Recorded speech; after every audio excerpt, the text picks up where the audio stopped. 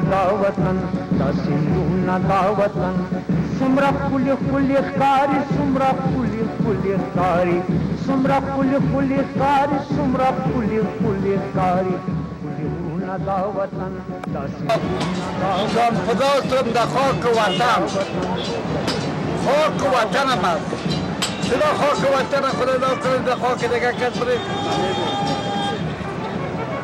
نمیریم پر خاک وطنم است وطن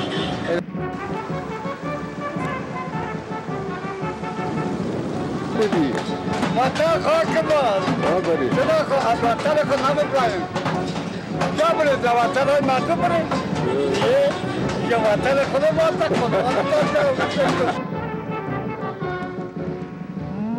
جنات پشان ښکاري هر کی که در خاک وطن بندی کنه دفن گرفتار میشه این خاک اولیاء این خاک اولیاء هر کی در خاک اولیاء بندی کنه دفن کنه خدا جلال رو گرفتار میکنه چرا میکنی در خاک وطن در خاک وطن خوبی که دیدی که بهترگی از در شهیدی که برن این خاک وطن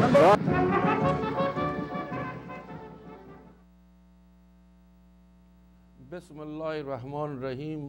اولا سلام های احترامات خود خدمت فرد خوارا و برادرای خود افغان خود و در این حال سلام احترامات خود به فرد برادرای بلوچ و خوارای بلوچ خود در تمام دنیا تقدیم میکنم.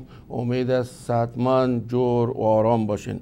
امروز به نهایت یک روز خوب است که ما امرای برادرای گرامی و عالی قدر بلوچ خود هستیم. اونا در استودیو با ما تشریف دارن، شما نظریاتشان میشنوین و مبارزه مردم افغانستان و مردم بلوچ یعنی هدف مشترک است. مبارزه ما در مقابل بی‌عدالتی، ظلم و ستم پنجابی ها، بالخصوص شبکه استخباراتی آیسای است. ما پیش از این که بر متن موضوع بریم ما میخواهیم که این بزرگوارا را ما معرفی کنم با شما. در استودیو فعلا دکتر صاحب حسین بور تشریف دارن. دکتر صاحب السلام صاحب. السلام علیکم. و گرامی وحید بلوچ صاحب تشریف دارن. اینا خدا با شما معرفی میکنم و در این حال اکبر صاحب تشریف دارن در استودیو. خدا این بزرگوارا با شما معرفی خواهد کردن. پیش از این که باز هم قراری که ما پیشتر گفتم ما زیادتر صحبت کنم، ما میخواهیم که از دکتر صاحب حسین بور خواهش کنم که خدا معرفی کنن و نظر خود در این قسمت بتن. دکتر صاحب مایک شماست. برادر متین صاحب خیلی تشکر از اینکه ما را دعوت کردید و سلام گرم و درود ما به بینندگان محترم و شنوندگان محترم ها دورنجرگه و پیام افغان.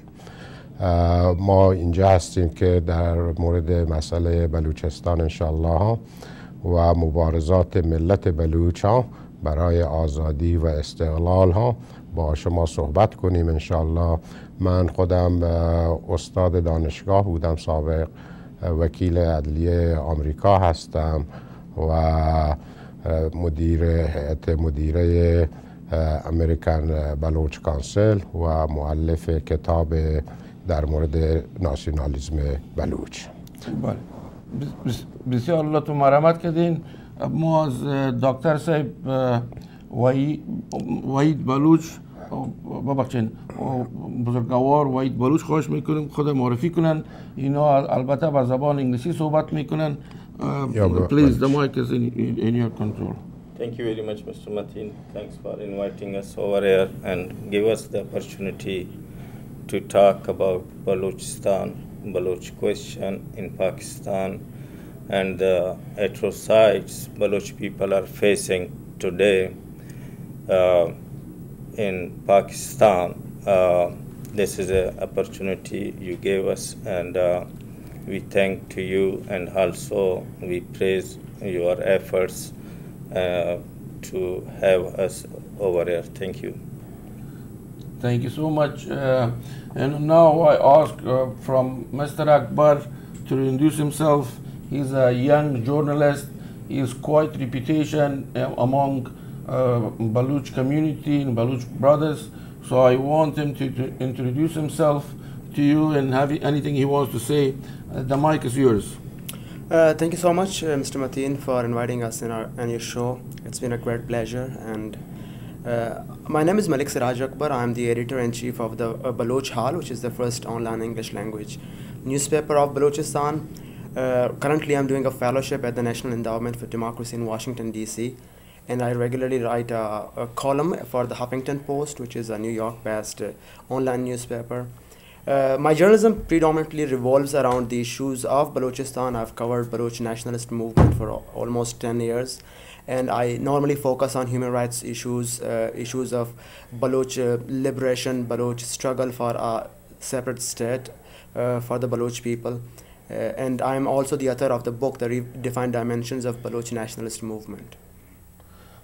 Thank you so much. I just want to touch base. Dr. Saib Hussain Bor, Dr. Saib Hussain Bor یک شخص بسیار مبارز، صادق و وقتی که دکتر صاحب حسین بور تصمیم بگیره اون کار میکنه. ما مدتی میشه که دکتر صاحب حسین بور میشناسم. ما با شخصیتشون عقیده دارم و خداوند ما را، مردم افغانستان و مردم بلوچستان موفق بسازه که به آرزوی نهاییش که عبارت است از بین بردن ظلم و ستم دولت پنجابی و شبکه جاسوسی آیسای است. و در این حال ما میخواهیم که با شما خواهرها و برادرای عزیز افغان خود و برادرها و خواهرای عزیز بلوچ خود ما میخواهیم که آقای وحید بلوچ معرفی کنم. سپیکر یعنی فارمر سپیکر آف the house بودن و اینا پروینشل اسمبلی آف بلوچستان پیش میبرن از سال 1993 تا 1997 و فعلا رئیس جامعه بین المللی بلوچا هستند برای صلح و آزادی. ما میخوایم پیش از این که موضوعاتی که ما باید ذکر کنم او رو ما حال ذکر نمی کنم، چون میمانای گرامی ما یا برادرای گرامی ما قراره که شما خبر دارین. ما دکتر صاحب حسین بور در برنامه گذشته به اصطلاح ما اعلان کردیم که ملت افغان و دیران جرگه که ما نمایندهش هستیم و ملت غیور بلوچ با هم اتفاق کردیم و قرار که ما گفتم هدف مشترک است. ما از دکتر صاحب بور میخواهیم که موضوعاتی که در فکرشون است به شما تشریح بدن.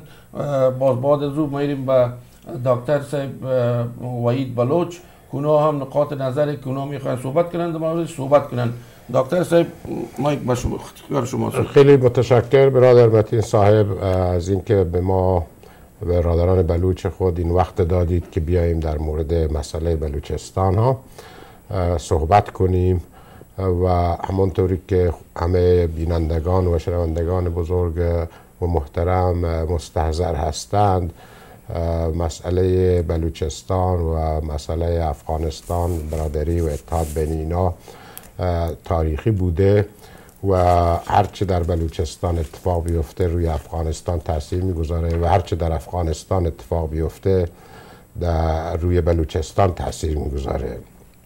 و اولین چیزی که من میخوام تاکید بکنم اینه که الان ملت بلوچ برای آزادی و استقلال خود دارند سخت مبارزه میکنند و همانطوری که میدونید سرزمین بلوچستان اشغال هست و تقسیم شده بین اشغالگران پاکستانی و ایرانی و اینه که این حق طبیعی ملت بلوچ هست که برای آزادی و استقلالشون مبارزه بکنن. منشور اقوام ملل یا سازمان ملل حق تعیین سرنوشت ملت ها را به رسمیت شناخته. تقاضای با بلوچ ها اینه که یک اینترنشنال رفراندومی بشه که از ملت بلوچ بخوان ها که اراده خودش اعلام بکنه و من مطمئنم که ملت بلوچ آزادی و استقلال خودشون میخوان. و از یک طرفی هم همونطوری که من قبلا هم عرض کردم در این لحظه حساس و تاریخی که ما با خونخوارترین و ظالمترین دشمنان خود مبارزه میکنیم، ما واقعا دلمون میخواد که ملت غیور و شجاع افغانستان در این شرایط دشوار به ملت بلوچ کمک بکنن تا اونجایی که دستشون میرسه. و من میدونم که ملت افغانستان همیشه از ملت بلوچ حمایت کردند و ملت بلوچ هیچ وقت این را فراموش نخواهد کرد. کاش دولت‌های افغانستان ضعیف نمی بودند و میتونستند از ملت بلوچ اونطوری که باید شاید حمایت بکنن، ولی ما انشالله آرزو میکنیم که ملت افغانستان هر چه زودتر به ثبات و آرامش برسه و اون عظمت و قدرت سابقش در منطقه به دست بیاره، چون این برای ملت بلوچ و بلوچستان خیلی خوب میشه. و البته همونطوری که میدونید علایق بین ملت بلوچ و ملت افغان یک علایق تاریخی بودند که اینا از همونطوری که خودتون میدونید متحد تاریخی بودند. بین اینا قراردادهای دو جانبه هست بین بلوچستان و افغانستان در مورد دفاع مشترک. و همونطوری که من قبلا عرض کردم وقتی که انگلیس ها اولین بار میخواستند به افغانستان قشون بفرستند لشکرکشی بکنند، خان کلات بلوچستان ها میر مهراب خان در مقابل اونا ایستاد و در اون جنگ کشته شد، حاضر شد کشته بشه ولی اجازه نده که قوای تجاوزگر انگلیس، قوای استعمار انگلیس از بلوچستان به افغانستان حمله بکنه. و این خاطرات تاریخی است و از یک طرفی هم آینده اقتصادی درخشانی در هم برای ملت بلوچ و هم برای ملت افغانستان در راه انشالله. چون همونطوری که قبلا ما گفتیم شما وقتی که فکر بکنید و ببینید که این آسیای مرکزی، آسیای میانه بزرگترین ذخایر نفتی دنیا رو داره، نفت و گاز دنیا رو بعد از خاورمیانه، بعد از کشورهای خلیج، این دنیا هم که در حال پیشرفت اقتصادی و روز به روز احتیاج بیشتری به نفت و گاز دارند، به تیل و گاز، این نفت و گاز بالاخره باید به دریای آزاد برسه که به بازار بین المللی برسه و تنها راهش از طریق افغانستان و بلوچستان هست که این لوله های نفتی، لوله های تیل و گاز از اونجا رد بشن و این چقدر کمک بزرگی به اقتصاد افغانستان و بلوچستان خواهد کرد.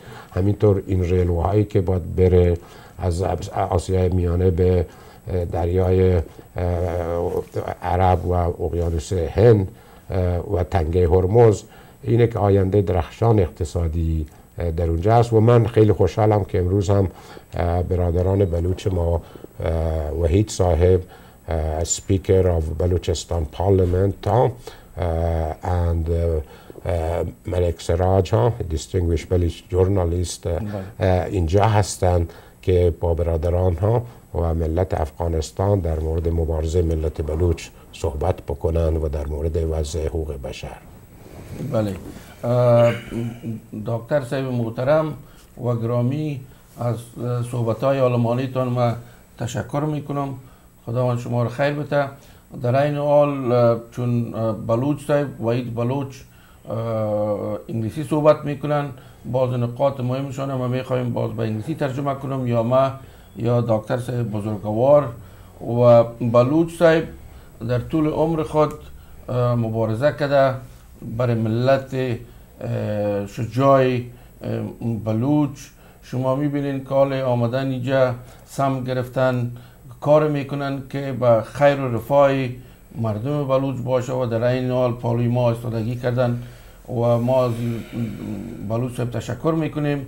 ما میخوایم که بلوچ صاحب خود معرفی کنه و موضوعی را که میخواین صحبت کنن در موردش صحبت کنن.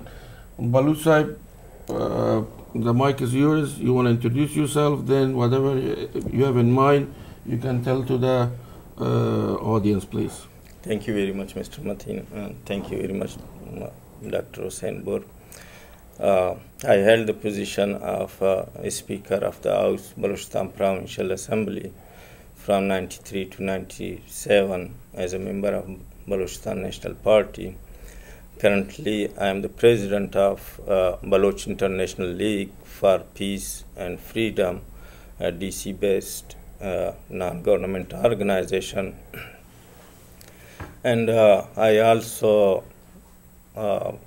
held the position of chairman of Baloch Students Organization, the most famous organization in Balochistan and Baloch politics. I again thanks to you and your efforts for letting us to present the case of Balochistan in front of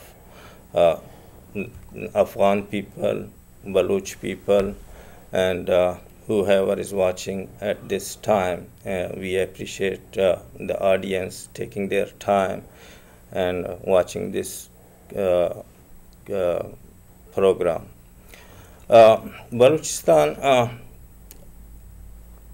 case, Balochistan problem, Baloch question is not something new. It has a very lengthy history of struggle, betrayals, and suffering, exploitation. We currently look into the current situation in the perspective of Pakistan. In Balochistan was independent state till 27 March 1948. After that, by force, annexed by Pakistan government, and in Pakistan, and Baloch lost their independence, their sovereignty, in Persian like Istiqlal, Azadi. Since then, Baloch is fighting for that right to become independent state, to be free of Pakistani exploitation, to be free of Pakistan's yoke. And in this course, Baloch suffered a lot. They sacrificed their young people, they sacrificed their women, they sacrificed their blood. But now the course of Baloch struggle has taken a new turn, where Balochistan is getting very important position in geopolitical politics of South Asia region and internationally too, because Balochistan is in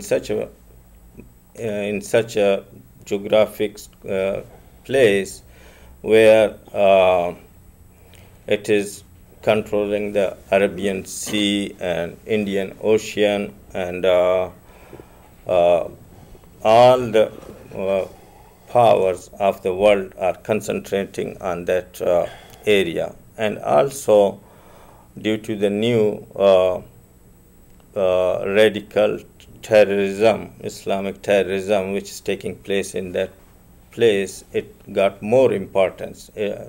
All the international governments, all the international powers are concentrating on that to get rid of that international terrorism or Islamic radicalism. So in such a place and in such a position, Balochistan is getting more importance, and therefore I think we are over here with you and taking this time to speak on Balochistan. I think it is a very different aspects of Balochistan are very important to look into historically and economically and geopolitical importance of Balochistan, and how to get that. We will keep this discussion further going on. Thank you. ما میخوایم که به طور خلاصه ای ترجمه کنم. اولی رو بگویم که دمی چند روزه که ما امرای بلوچ صاحب وحید بلوچ صاحب ما هستم، یعنی موجب افتخار ما شده. شخصیت از اینا، کاراکتر از اینا، واقعا اینا پوزیشن، یعنی موقف بسیار ملی را دارند در بین جامعه بلوچا و در کل عمرشان شما ببینین که وظیفه های مهم را پیش بردن.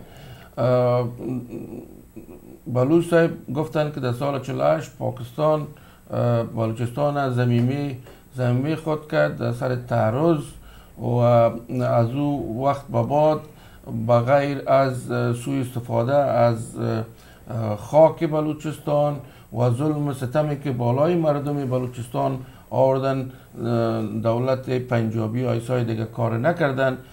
شما میفهمین که دولت آیسای بغیر از ظلم ستم، از بین بردن نوزت آزادی خواهی بلوچا تا حال دیگه کار نکرده.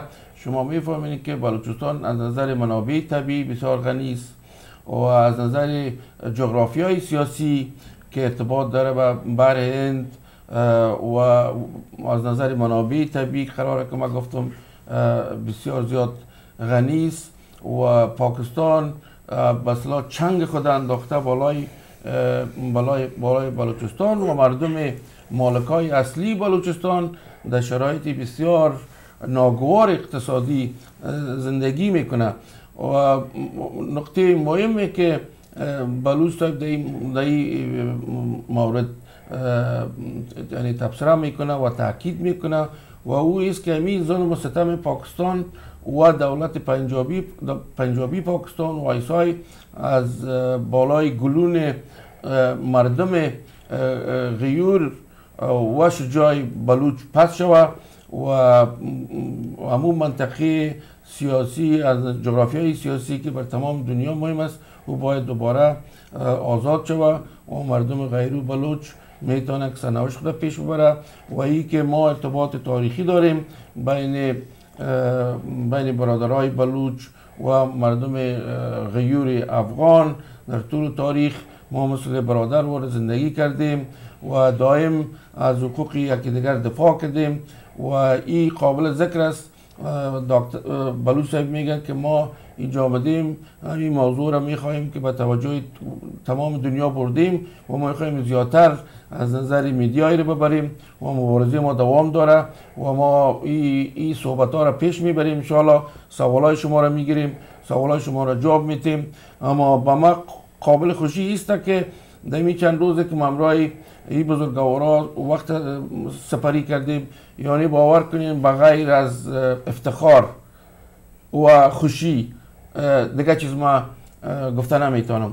یعنی ما شما اگر ملت غیر افغان، ملت غیر بلوچ اتفاق کنن، ما شما چی فکر میکنن آیسای یا دولت پنجابی پاکستان هیچ کدام قوت نخواد داشت و همین کوشش جد و جهد ماست به اصطلاح که ما دمو طرف روان هستیم. حال ما از برادر عزیز گرامی ما اکبر صاحب که اونا ژورنالیست هستن، در این مورد مصروف هستن در واشنگتن، بهشون از اونا میخواهیم که به انگلیسی نظریات خود بتن، باز ما او را به فارسی به دری او را ترجمه میکنم. The mic is yours, brother.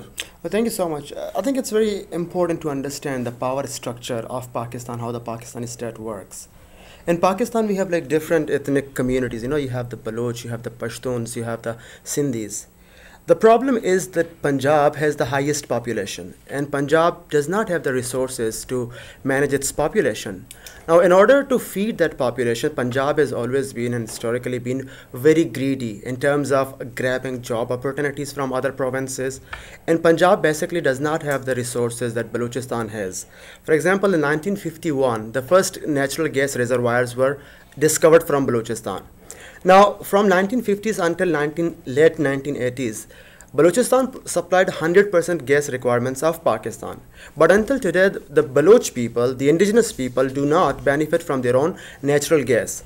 All the gas from Balochistan goes to Punjab. And Punjabis benefit from it. They become rich. Their businesses thrive. But Baloch inside Balochistan is still compelled to cut woods. You know, we don't have access to gas to make fire. So our women, our children are compelled to go and cut woods to make a fire. That's one front of it. But when you talk of Balochistan, it's extremely rich. It's the land of superlatives. The richest in terms of gas, the richest in terms of gold. We have one of the biggest gold reservoirs in the world in the area of Rekodik. Now, Pakistanis are also trying to control that and manipulate that. We have another reservoir of gold in the area of Sandak. Then we have a port which is 750 kilometers long in the area of Gwadar. This makes Balochistan absolutely different from rest of Pakistan. And the Balochs have always had respect, as Dr. Bur said, for their neighbors. You know, we don't want our land to be used as a tool to invade Afghanistan, to carry out attacks on the others. Similarly, we don't want the resources of Punjab, but we want Punjab not to exploit our resources. Punjab should have respect for the Baloch people, that if natural gas is discovered from Balochistan, it is the right of the Baloch people that they should own their gas, they should benefit from it, and they should decide where the Baloch natural gas goes. We should be the masters of our destiny. Now, when Punjab does not manage to convince us, through logic, through debate, through argument, then it resorts to very inhuman and uncivilized tactics. In the current movement, in the current operation, we have faced at least 4 full-fledged military operations by the Pakistani military, which has resulted in the killings of thousands of Baloch. But this current movement, which began in 2002, Pakistan has resorted to the most uncivilized techniques and tactics of torture, of disappearances, of brutalities. At least 15,000 Baloch activists, journalists, lawyers, professionals have simply disappeared. So Balochistan has become another Chile or Argentina, what one saw during the times of the dirty war. Our young people, the best of the Baloch society, the cream of the Baloch society, they disappear. And you don't know about their whereabouts, where they have gone or where they are held. Even Pakistan is in such an uncomfortable situation that Pakistan does not respect and trust its own law. That the international law says when somebody is detained by the authorities, he or she should be produced before the police or before a magistrate within 24 hours. And he should also have a right to have a lawyer to defend the charges against him or her.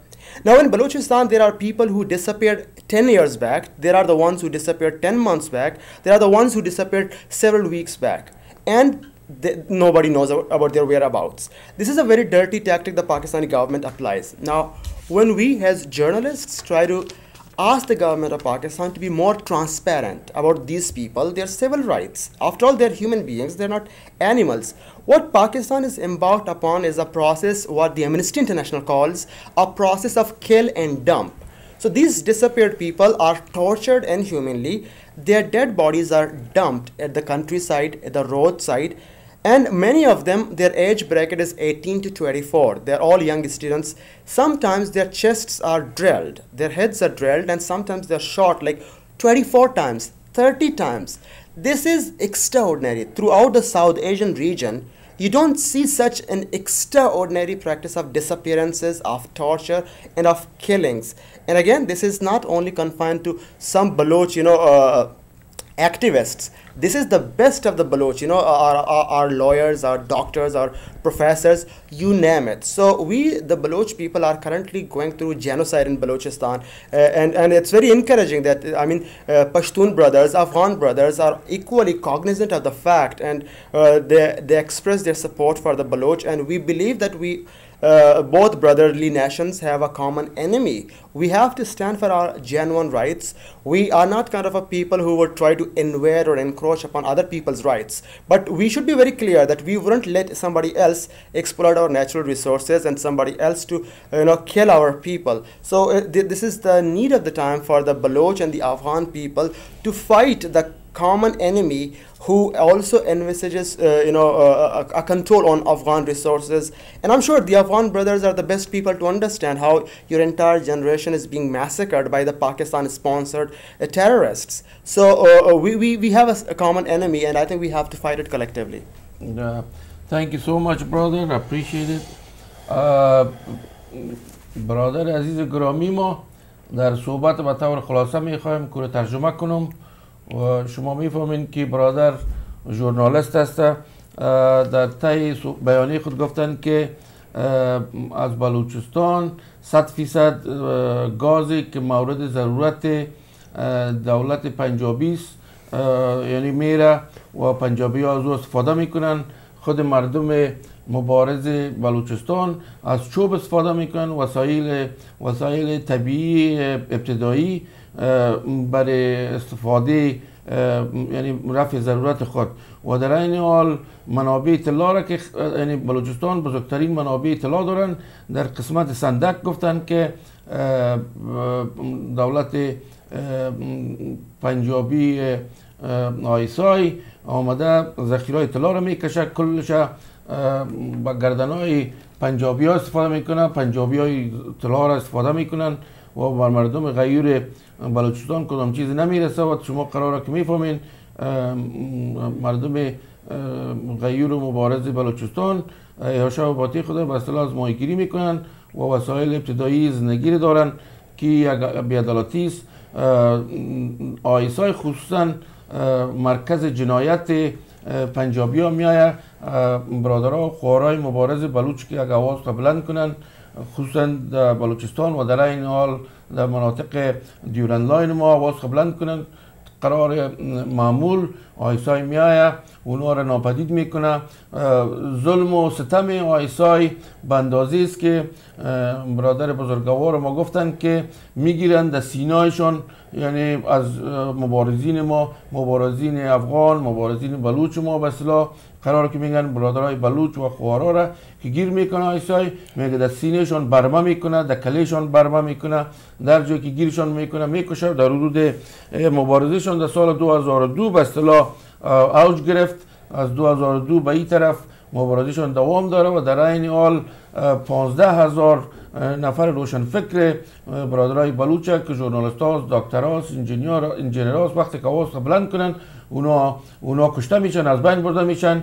که به این ترتیب باید منابع قانونی و امنستی اینترنشنال و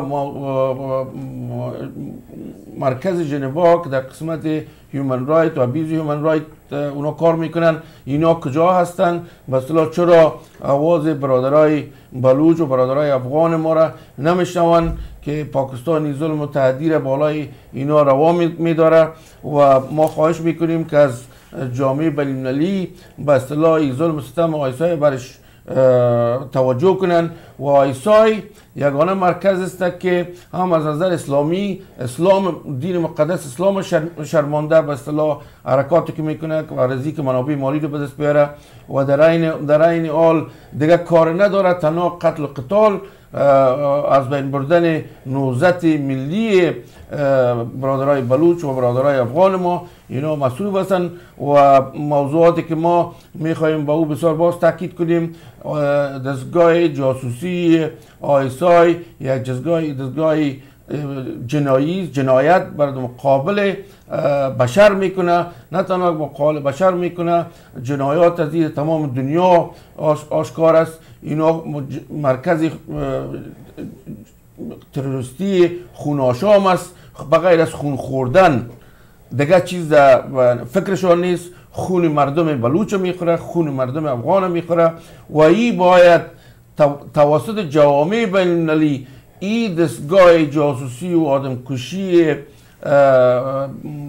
پاکستان باید از بین بره و که این قسمت ما خودم اضافه کردم و این گفتار برادر ما اکبر صاحب بود و نظر از این است که ما باید قیام کنیم به اصطلاح از این بی‌عدالتی که آیسای و دولت پنجابی آیسای در مقابل مردم غیور بلوچستان میکنه و مردم افغان ما میکنه در مناطق دیرند باید جوامی بلمی آغاز شود و چیزی که مربوط برادرای بلوچ ماست برادرای افغان ماست دوباره با ما مسترد شود. ما کدام مشکل به اصطلاح در مقابل مردم پاکستان نداریم، هیچ دشمنی نداریم، تنها دشمنی ما در مقابل پنجابی هست که خون برادرای بلوچ میچوشن از برادرای افغان میچوشن که باید این ظلم و تعدی خلاص شود. از این خاطر است که ما به مبارزه قدم کردیم. بعض موضوعاتی را که ما میخوایم در این برنامه باید آشکار شود و او است که ما از جناب محترم دکتر صبور هم خواهش میکنم که به فارسی موضوعاتی که بر ملت بلوچ مهم است، موضوعاتی که باید توجه جهانیان به او جلب شود، او موضوعات برای تمام جهانیان یا میخواین با بلوچی یا با انگلیسی یا با دری گپ بزنن. مایک از شماست دکتر صاحب. خیلی تشکر محترم متین صاحب. من فقط چیزی که اضافه بکنم، وحید صاحب فرمودند که بلوچستان تا 1948 یک کشور مستقل بود که پاکستانیا اون کشور اشغال کردند و الان از همون زمان 1948 تا الان ملت بلوچ مبارزه شونه برای کسب آزادی و استقلالشون ادامه دادن تا الان.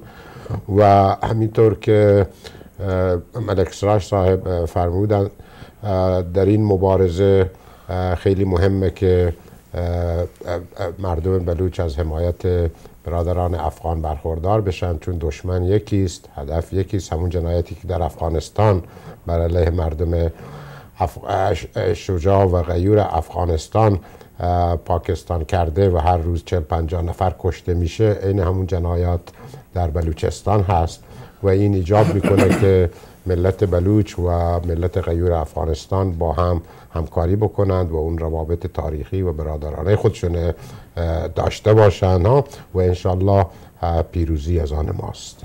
ما چراغ روشن شده، ما با یک اعلان تجارتی میریم، لطفاً با ما باشین. بسیار زیاد تشکر.